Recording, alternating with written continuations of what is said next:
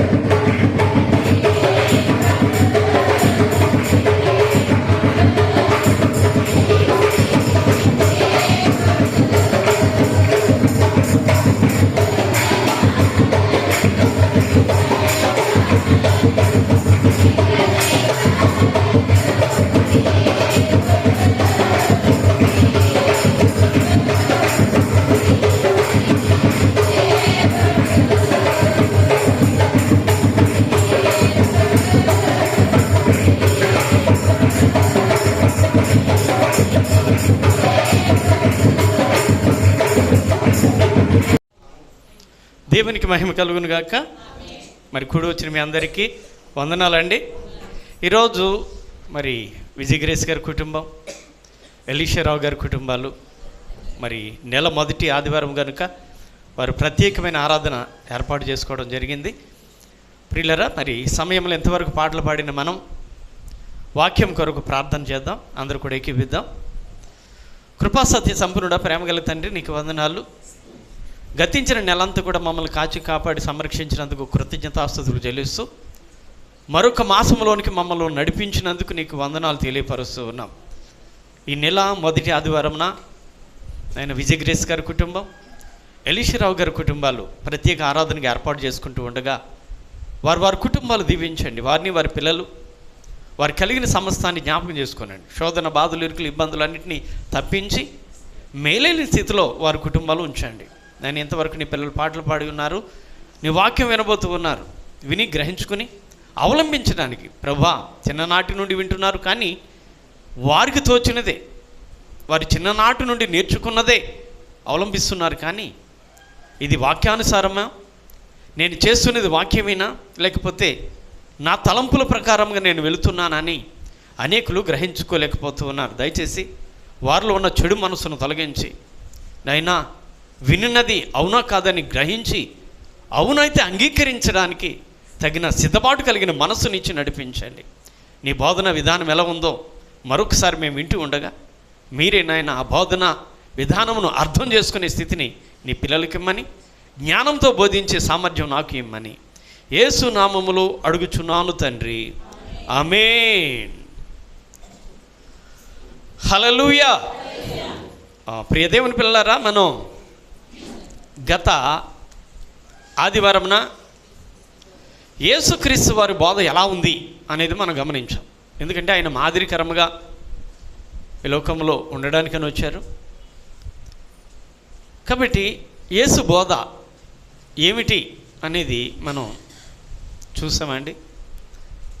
ఆయన ధన్యులుగా ఉండాలి అని అంటే ఇలా ఉండాలి, ఇలా ఉంటేనే మీరు ధన్యులు అని కొన్ని వచనాలు మనకు తెలియపరిచారు.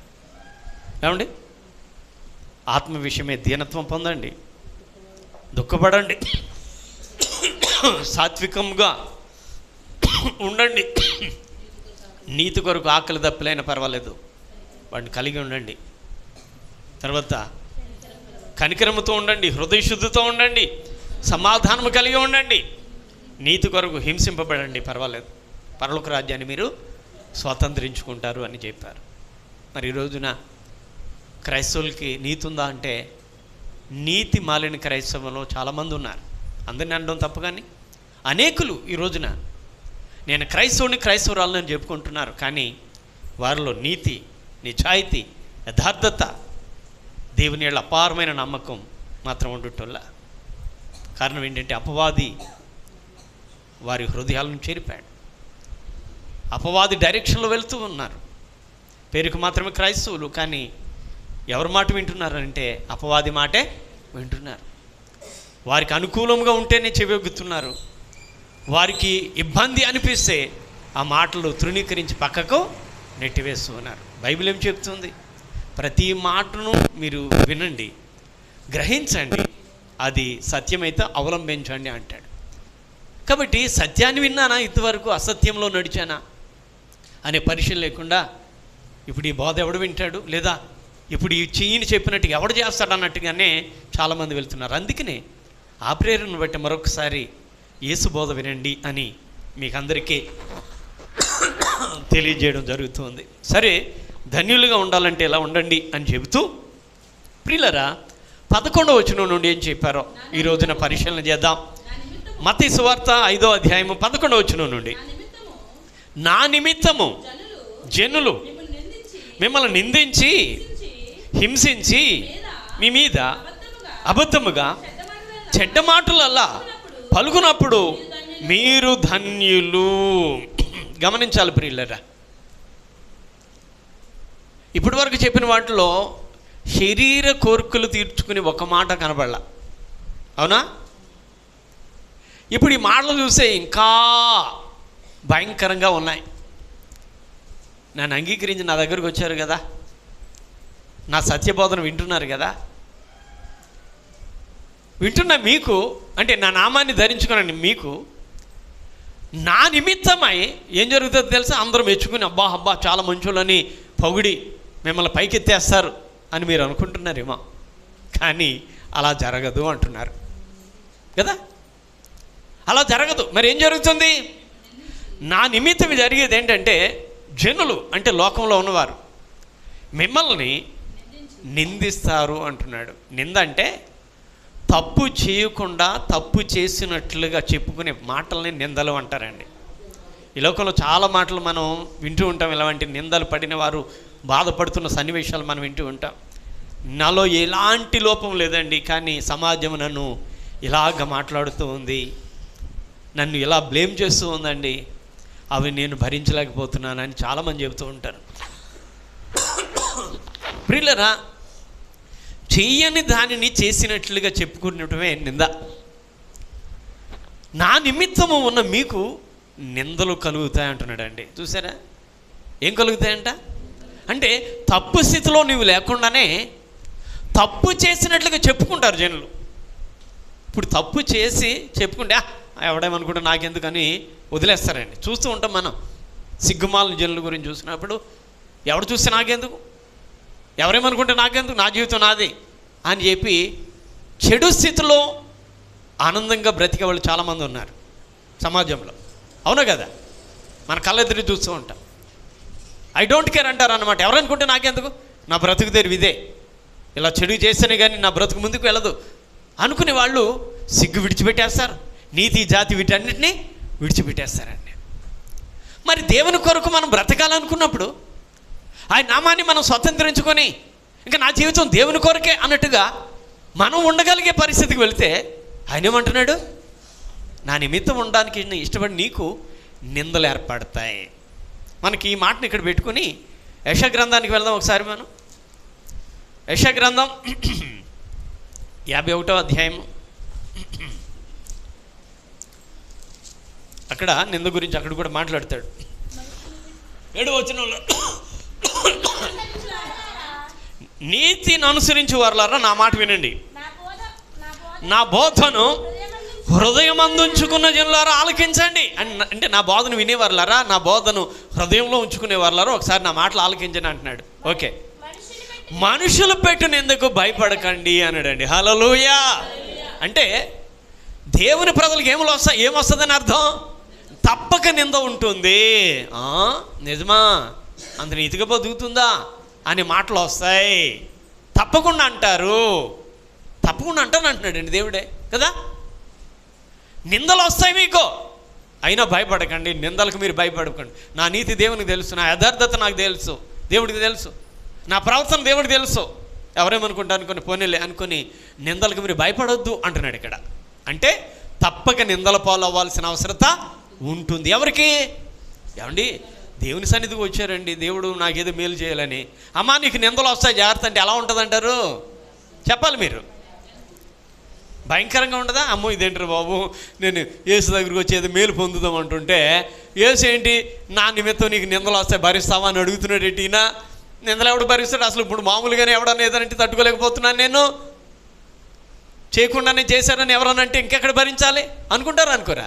కానీ యేసయ్య దగ్గరకు వచ్చిన వారికి బోధిస్తున్న మాట, నా నిమిత్తము జనులు నిన్ను నిందల పాలు చేస్తారు.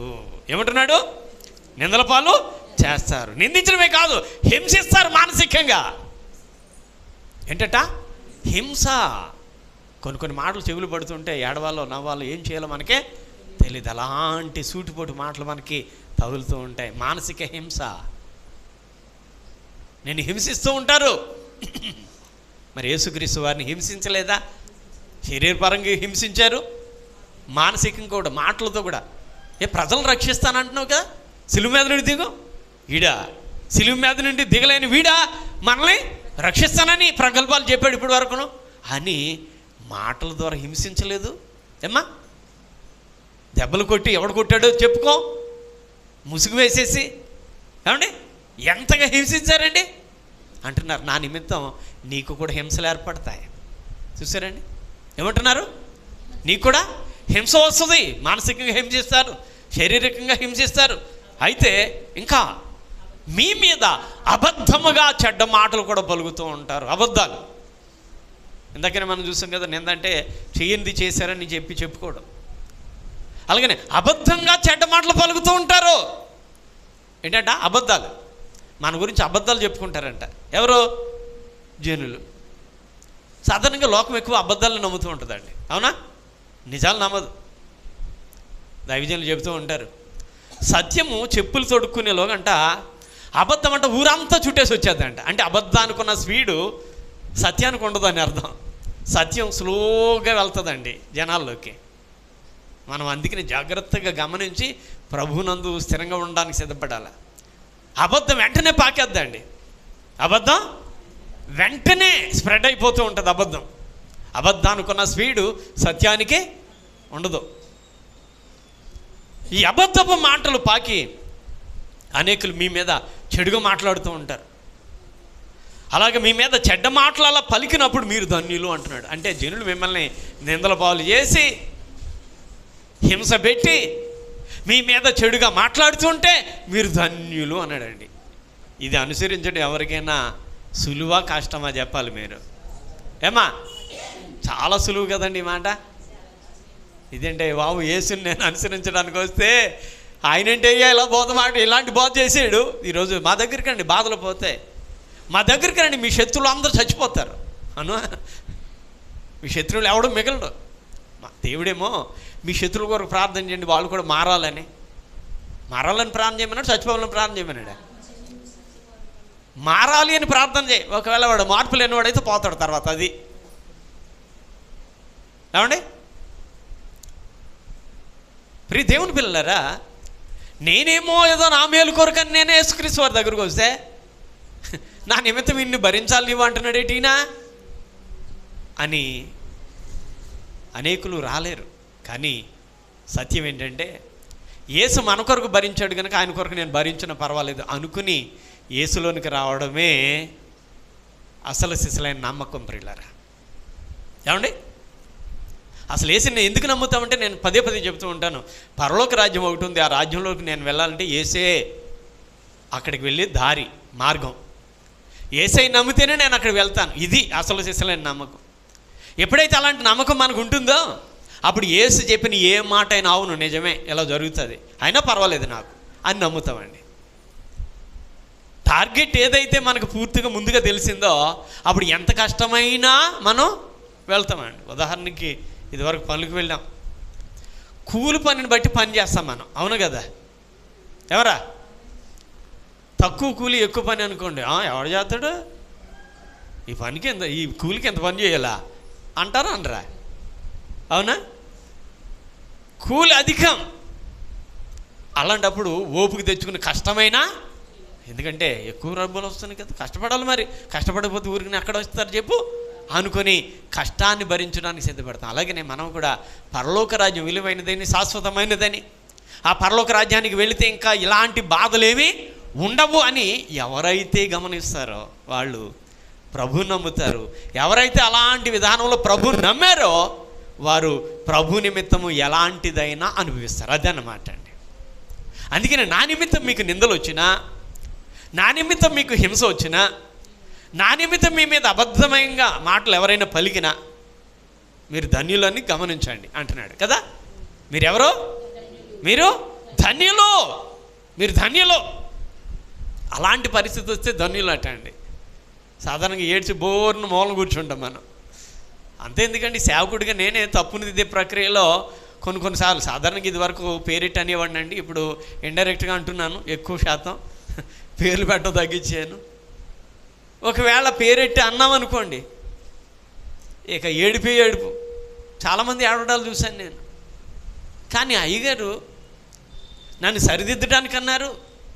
ఇక ఆయన ముందు నేను ఎలాంటి లోపం లేని వ్యక్తి కనబడాలా అని పౌరుషం తెచ్చుకున్న వాళ్ళు ఎవరు చెప్పండి? ఏడు చేసి నేను గుడికి రానంతే. ఎన్ని గుడులు లేవు, ఈ గుడేనా, అంతమందిలో ఉన్నాను అంటాడా, అంతమందిలో ఉన్నాను అవమానపరుస్తాడా అని ఇలాగే అంటారు. కానీ అయ్యో నాలో ఉన్న లోపాన్ని దిద్దడానికి బైబిల్లో మరొక మాట మీకు చూపించే ప్రయత్నం అయితే చేస్తాను. యాకోబు పత్రికలు అనుకుంటా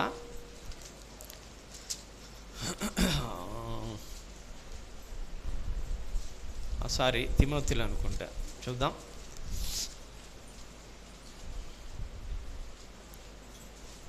చూడండి, 1 తిమోతి 5:20. 1 తిమోతి 5:20. ఇతరులు భయపడి నిమిత్తము పాపం చేసేవారిని అందరి ఎదుట గద్దింపుము. గద్దింపులు 2 రకాలు ఉంటాయి. సీక్రెట్గా గద్దించడం ఉంటుంది, బహిర్గతంగా గద్దించడం ఉంటుంది. కొన్నిసార్లు బహిర్గతం అయితేనే అందరూ భయపడతారనే ఉద్దేశంతో బహిర్గతంగా గద్దించడం కూడా అవసరమే సేవకుడికి. మరి మనం గమనిస్తామా? అది ఇక్కడ ఏమంటున్నాడు? ఇతరులు భయపడే నిమిత్తం అందరూ కూడా జడవడానికి, అమ్మో తప్పు చేసి ఒప్పుకోడు అని అందరూ అలాంటి భయాన్ని కలిగి ఉండాలి అని అంటే ఏమంటున్నాడు ఇక్కడ? అందరి ఎదుట, అంటే తప్పు చేసిన వారిని, అంటే దేవుని సన్నిధిలో మీరే పాటలు సరిగ్గా పాడలేదు, అది తప్పు, దేవునికి అది సరైనది కాదు. కాబట్టి ఆ తప్పు చేసిన వాళ్ళని వెంటనే గద్దించడం మంచిది. కాబట్టి అందరి ఎదుట, అమ్మ ఏంటది అందరి నిర్లక్ష్యం పాడుతున్నా, తప్పులు పాడుతున్నాం ఏంటి, శ్రద్ధ లేదా పాట పాడటం అని అందరితో ఎదుట అని, మిగతా వాళ్ళు అమ్మో ఇక మీద నేను పాట జాగ్రత్త పాడాలని తెలుసుకుంటారుగా, అవునా కదా? మరి అలాంటప్పుడు నన్ను అన్నాడు ఇక నేను పాట పాడను అని పాటలు పాడేవాళ్ళు పక్కకు వెళ్ళిపోయి, ఇంకా ఏదైనా చిన్న లోపం ఉంటే అందరూ ఎదుట ఇది తప్పు అని అంటే వాళ్ళు మూతి ముడి చేసుకుని పక్కకు పోతే ఇంకా భక్తి ఏంటి చెప్పండి? ఏమండి, యేసయ్య మనకేం నేర్పుతున్నారు? దయచేసి ప్రియులు, ధన్యులుగా ఉండాలంటే వీటన్నిటిని భరించాలి. ధన్యులుగా ఉండాలంటే వీటన్నిటిని మనం భరించాల్సి వస్తుంది. ఎవరు చెప్పారు ఈ మాట? యేసే, సాక్షాత్తు రక్షించడానికి వచ్చిన యేసయ్యే చెప్పాడండి. అది నా మాట అయితే ఒట్టిది, ఇంకెవరు చెప్పిన మాట అయినా ఒట్టిదే. నా మాటలు భూమి ఆకాశము పోయిన పోవు. అది మన మైండ్లో ఉంటే నా యేసయ్య చెప్పాడు జరుగుతుంది, అంతే, నేను భరించాలంతే. ఇది మన మైండ్లోకి వస్తుందండి, ఏమండి? కాబట్టి ధన్యులుగా ఉండాలంటే ఇవన్నీ అనుభవించు. ఓకే, అలాంటప్పుడు నువ్వు చేయాల్సిన పని ఏంటో తెలుసా? సంతోషించి ఆనందించండి. అబ్బో ఇది అంత డిఫరెంట్గా ఉందండి బాబు, అవునా కదా? జల్లెమ్మ మన గురించి చెప్పుకుంటూ ఉంటే దుఃఖపడటం కదట, ఏడవటం కాదట అండి. ఏమంటున్నాడు అంటే నీవు మంచిగా ఉండడం చూసి వారవలేక అంటున్నారు అన్నమాట. అది అర్థమైందా ఇప్పుడు మీకు? ఏమా, దేవుని యందు నీవు నిష్ఠగా భక్తిగా ఉండటం ఇతరులకి నచ్చక వీళ్ళ మీద ఏ నిందలు వేయాలి, వీళ్ళ మీద చెడ్డ మాటలు ఎలా పుట్టించాలి అని ప్రయత్నాలు చేస్తారట అండి.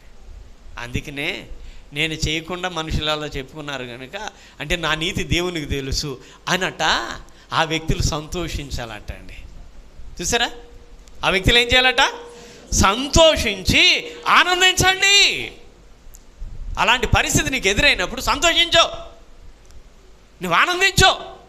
ఎందుకో తెలుసా అని అంటున్నాడు, పరలోకమందు మీ ఫలము అధికమగును. హల్లెలూయా. ఎక్కడ ఫలం అట అండి? భూఫలం, పరలోక ఫలం అని 2 ఫలాలు ఉన్నాయి. చాలాసార్లు చెప్తూ ఉంటారు. భూఫలం మనం ఎంత ఎక్కువగా ఉన్నా పరలోక ఫలం లేకపోతే అక్కడికి వెళ్ళే అర్హత లేదు. పదే పదే చెప్తున్నానుగా. ఏమా, భూమి మీద నీకు ఎంత ఫలం ఉన్నా పరలోక ఫలం లేకపోతే అక్కడికి వెళ్ళడానికి అర్హత లేదు. ఇప్పుడు పరలోకములో నీ ఫలము అధికము అన్నాడండి. అంటే పరలోక దానాన్ని నీవు సమకూర్చుకుంటున్నావు, పరలోకంలో ఒక ఉన్నతమైన స్థితిని నీవు పొందుతూ ఉన్నావు. ఎప్పుడు? నా నిమిత్తము ఇలాంటి పరిస్థితి నీవు ఎదుర్కొన్నప్పుడు. చూసారండి, రక్షకుడనైన నా దగ్గరకు వచ్చి నన్ను నమ్మి నా బోధన అంగీకరించి నా వలన వచ్చే సమస్యను నీవు భరించినప్పుడు సంతోషంగా ఉండు. ఎందుకు సంతోషించాలంటే పరలోకములో మీ ఫలము అధికముగా ఉంది.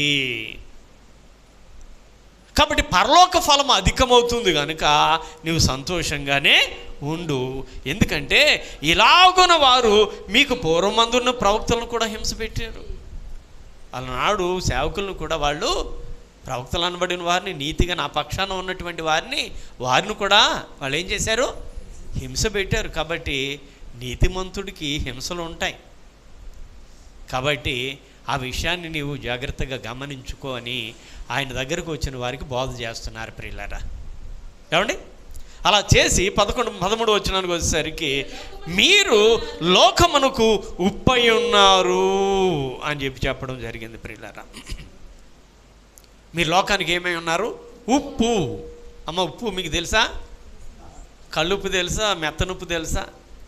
కొంతమంది అంటూ ఉంటారు అదేమో ఉప్పు అండి, ఇదేమో సాల్ట్ అండి అంటారు. చదువుకునే పిల్లలు మీకు తెలుసు కదరా, సాల్ట్ అండి ఏంట్రా? ఉప్పే కదా. పాపం చదువు రాని వాళ్ళు ఏమంటున్నారంటే పిండిగా ఉన్నదాన్ని సాల్ట్ అంట, కళ్ళుగా ఉన్నదాన్ని ఉప్పు అంట. వాళ్ళు అంటుంటే నాకు ఆశ్చర్యం అవుతుంటుంది, తెలియక పాపం. సాల్ట్ అనే పదం ఇంగ్లీష్ పదం, ఉప్పు అంటే తెలుగు పదం. పిండి అయినా కళ్ళు అయినా ఉప్పే, ఉప్పు ఉప్పే. ఎవరా? ఉప్పు ఉప్పే. అది ఫిల్టర్ చేసి ప్యాకెట్లో ఇస్తున్నారు, ఫిల్టరైజేషన్ ఉప్పు అంటున్నారు దాన్ని. ఉప్పు పిండి, పిండి ఉప్పు అది. ఇది కళ్ళు ఉప్పు అంతే. పిండి ఉప్పు కళ్ళు ఉప్పు అని చెప్పి అనాలి మనం, అంతేగాని ఇదేమో సాల్ట్ అంట, అదేమో ఉప్పు అంట. పాపం అలాంటివి వింటున్నప్పుడు అంటే పాపం చదువు లేక తెలియక ఏమండి చాలామంది చదువుకున్న వాళ్ళు కూడా అలాగే అంటున్నారు. నిజమే ఆ మాట. హల్లెలూయా. అంటే వీటిని ఏంటంటే వాడుకగా జరిగే కొన్ని తప్పులు, వాడుక పదాల్లో జరిగే కొన్ని తప్పులు అవి. సరే, ఇక్కడ అన్నాడు మీరు లోకానికి ఉప్పు అయి ఉండాలి. ఏ ఉప్పు అమ్మా? మెత్తనుప్పు అయి ఉండాలా? కళ్ళు ఉప్పు అయి ఉండాలా? హల్లెలూయా. ఉప్పు ఉప్పే. ఉప్పుకున్న గుణం ఉప్పునా, అంతేనా? ఉప్పుగా ఉంటుందా చేదుగా ఉంటుందా? ఉప్పున ఉప్పుగా ఉంటుంది. ప్రియులారా, ఉప్పు రుచి గలది. హల్లెలూయా. ఉప్పు లేనిదే రుచి రాదండి. ఏమా, మన వంటలో ఉప్పు వేస్తూ ఉంటాం. ఉప్పు తక్కువ వేస్తే ఆ కూరకి అసలు రుచి అనేది ఉండదు. ఉప్పు ఎక్కువ వేస్తే తినలేం. సమపాళ్ళలో వేయాలి. కూర ఎంత ఉందో కూర దాకా మోతాదులో కూర ఎంత వేసామో చూసి దానికి ఉజ్జాయింపుగా ఉప్పు వేస్తూ ఉంటారు ఆడవాళ్ళు. వంటగదిలో ఉంటారు కనుక బాగా ఉజ్జాయింపు తెలిసి. అప్పుడప్పుడు మాలాంటి వాళ్ళు వెళ్ళామనుకో ఎంత ఉప్పు వేయాలి అని అంటాము, కానీ మాకు తెలియదు. అవును కదా.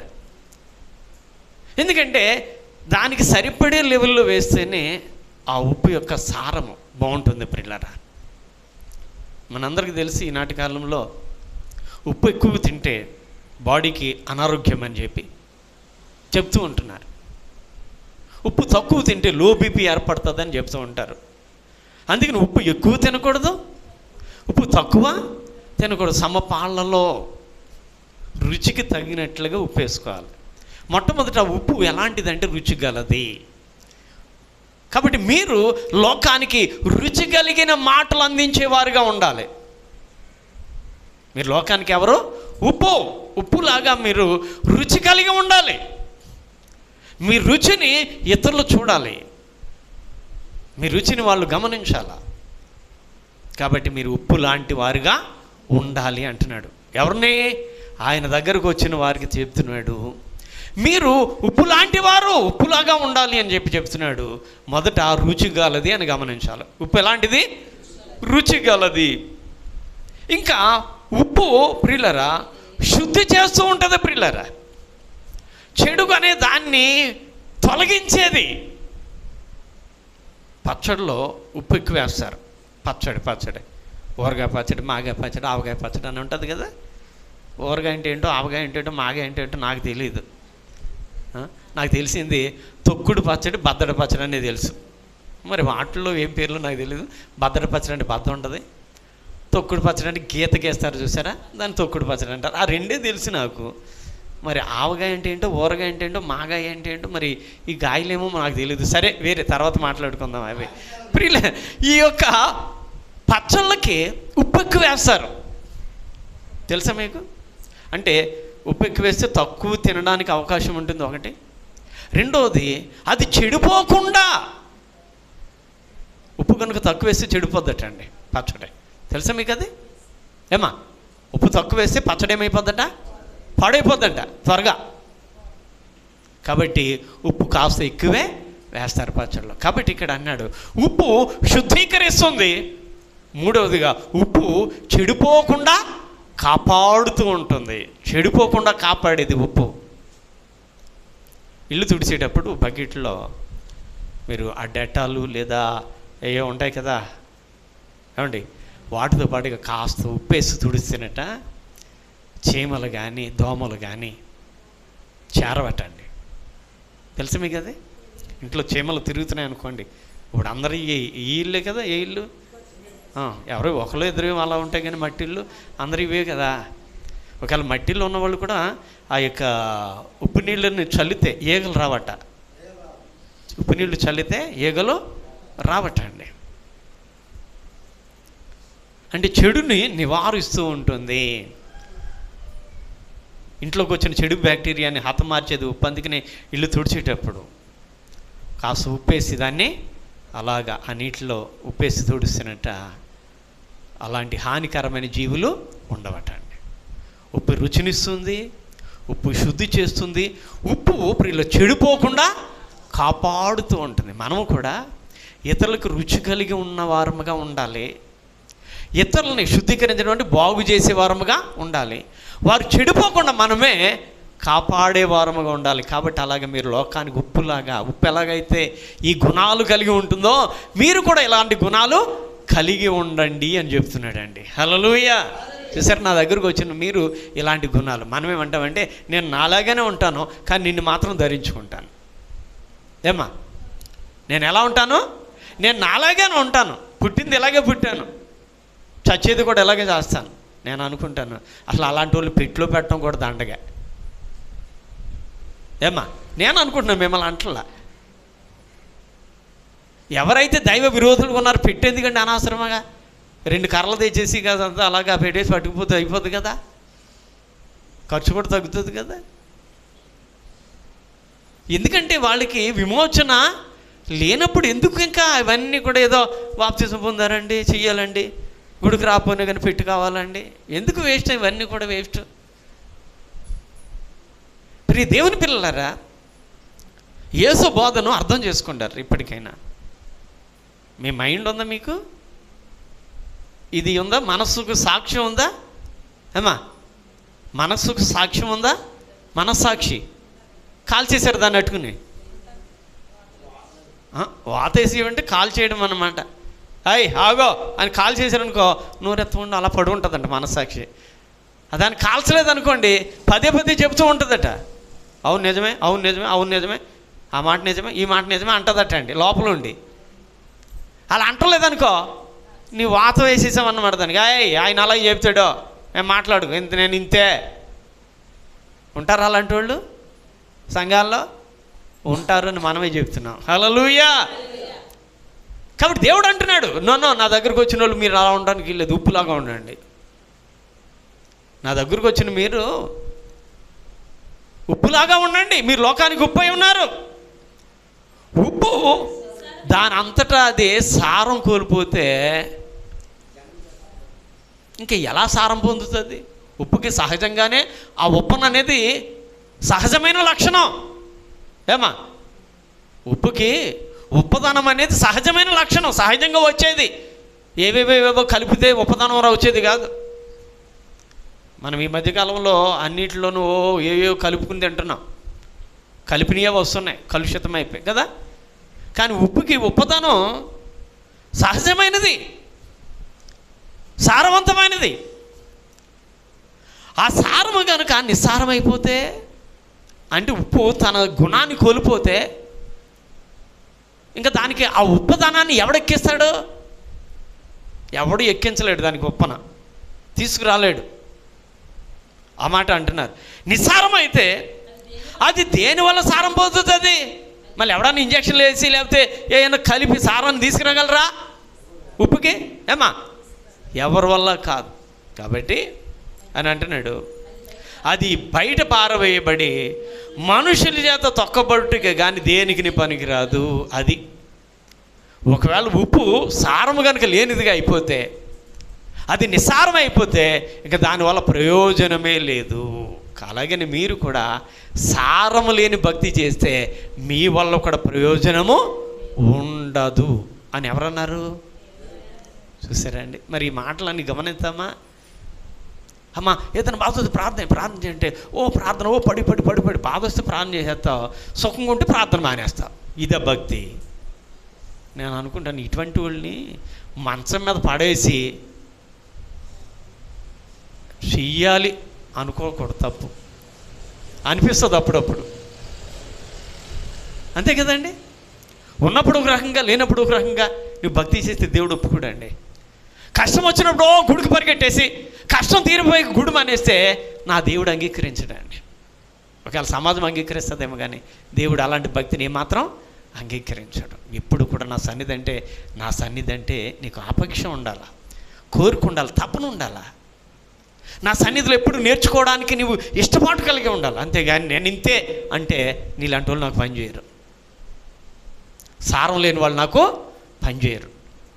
సారం కోల్పోయిన వాళ్ళని ఎలాగైతే బయటికి విసిరేస్తారో, ఏది ఉప్పుని బయటికి, అది ఎక్కడేమన్నాడు, అది బయట పారవేయబడి మనుషుల చేత తొక్కబడుటకే కానీ మరి దేనికి పనికిరాదు. మనుషులు తొక్కేయడానికి పనిచేస్తుందంట ఆ ఉప్పు, ఇక దేనికి ఉపయోగం లేదు అన్నాడు. అదే సారం ఉంటే ఏం చేసింది, ఎన్నో రకాలుగా ఉపయోగపడిందండి. మనిషికి రుచినిచ్చింది ఏమండి, అలాగనే చెడుని తొలగించింది, అలాగనే పాడు కాకుండా చూసింది. చెడును తొలగించి పాడు కాకుండా చూసింది, అంతగా చేసింది సారం ఉన్నప్పుడు. సారం లేనప్పుడు మనుషులు కాళ్ళ కింద పడి తొక్కబడే పరిస్థితికి వచ్చింది. మీరు కూడా సారం లేని భక్తి చేస్తే మీ గతి కూడా అంతే. నా దగ్గరికి వచ్చిన మీరు నా భక్తిని తెలుసుకుని సారవంతమైన భక్తి చేయండి, అంతేగాని మా అమ్మల నాటి నుండి, మా తాతల నాటి నుండి, మన వాళ్ళు చాలామంది చెప్తూ ఉంటారు, మా తాతలు నేతులు తాగారండి, ఇప్పుడు వాళ్ళు మూతుల వాసన చూస్తున్నా అని. ఇప్పుడు మూతుల వాసన చూస్తే ఏమవుతుంది, పాచికంప వస్తుంది. తాతలు తాగారు నేతులు నిజమే, కానీ మన మూతులు ఇప్పుడు ఆ నేతి వాసన రాదండి. కాబట్టి ఎవరి భక్తి వారిదే, తాతల భక్తి తాతలదే. బైబిల్ ఏమంటుందంటే, మన పితరులు భక్తి చేస్తే వాటి యొక్క ఫలాన్ని మనం అనుభవిస్తూ ఉంటామంట. ఆ భక్తి ఫలం మన మీదకి వస్తుందట అండి, మనం అనుభవిస్తామంట. మనం భక్తి చేస్తే మన పిల్లల తరాలు వాటి ఫలితాన్ని అనుభవిస్తారట అండి.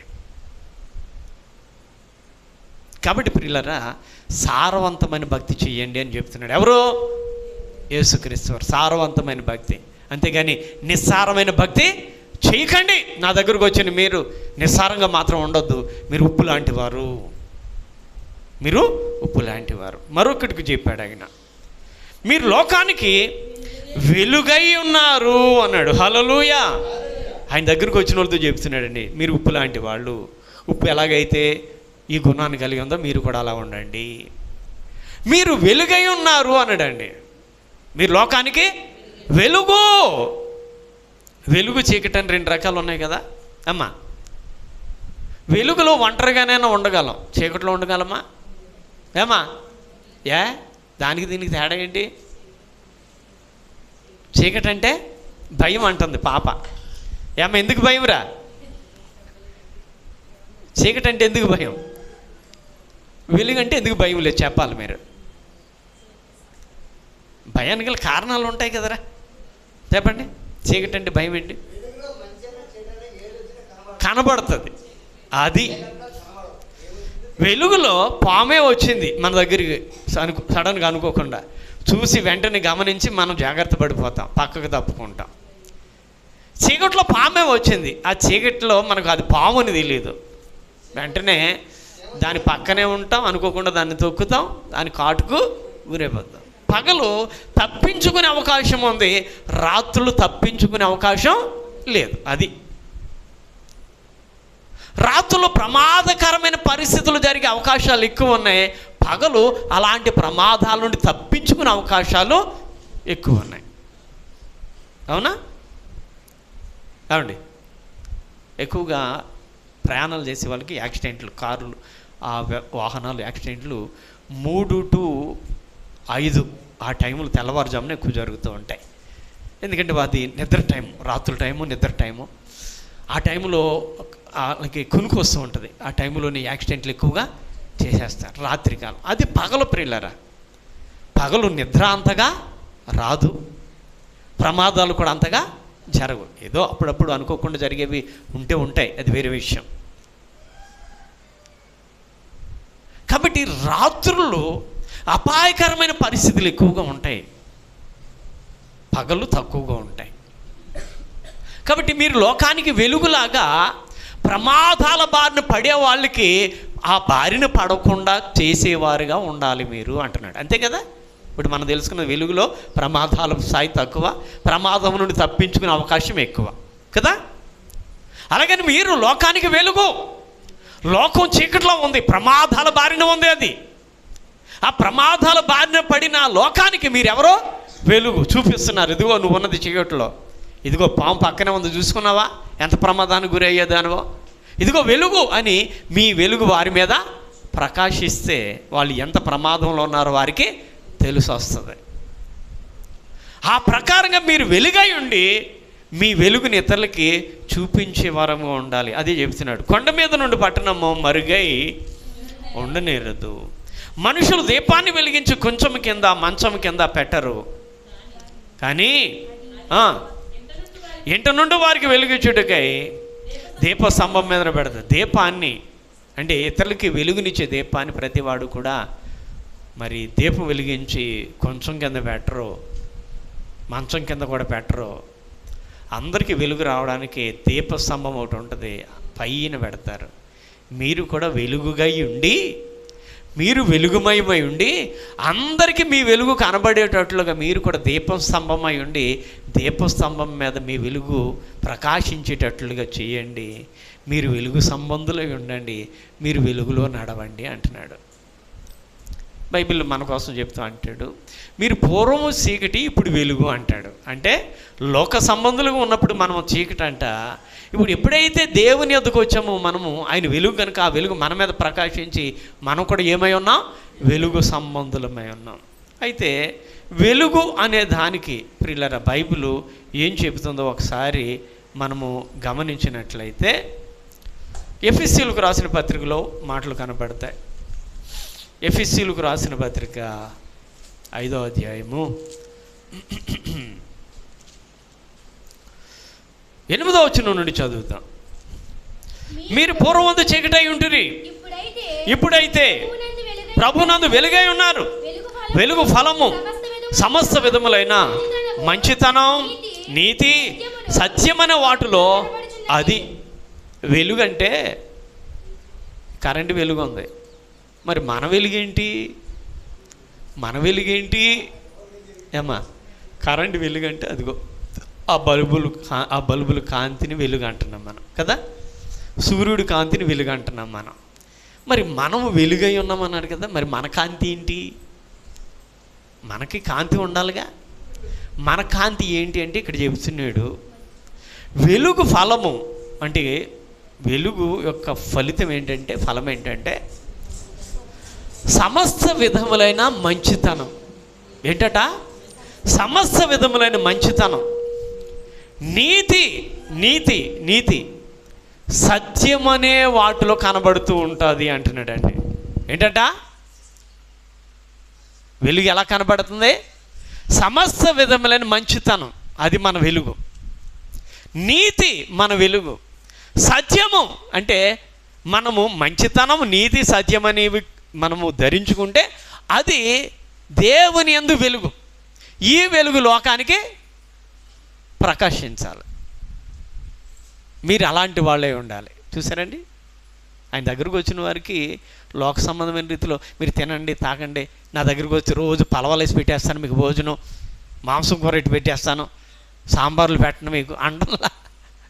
ఈరోజున మన వాళ్ళు చాలామంది క్రైస్తవులు భోజనాలకు అలవాటు పడిపోయి, మీటింగ్ అంటే భోజనం, ఉచిత భోజనం వసతి కలదు అంటే పరిగెట్టిపోతున్నారు.